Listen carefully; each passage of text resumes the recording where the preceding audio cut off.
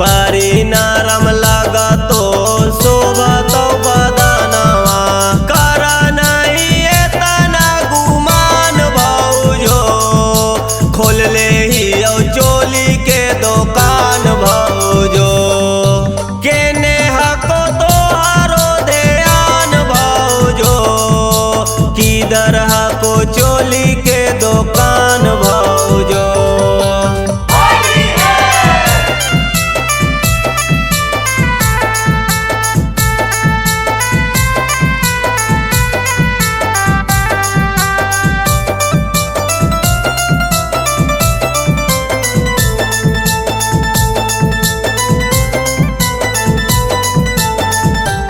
बड़ी खुश होता जी देखी चोलिया तोहार होली में नहीं हो छोड़ तो जी दिन भर तोहारो भातार।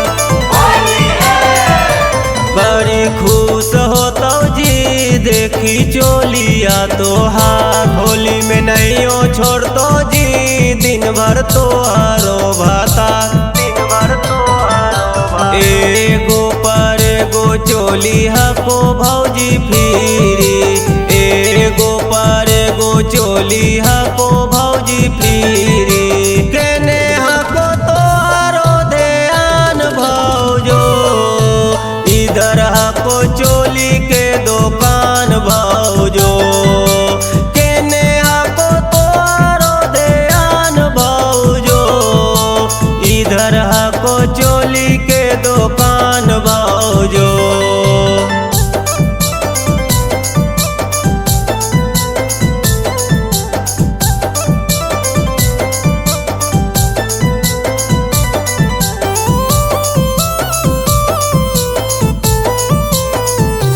फ्री साइज हको जी अट तो जोवाना तोहार कबो फट तो नहीं जी भौजी चोलिया हमार चोलिया हमार। फ्री साइज हको जी अट तो जोवाना तोहार कबो फट तो नहीं जी भौजी चोलिया हमार।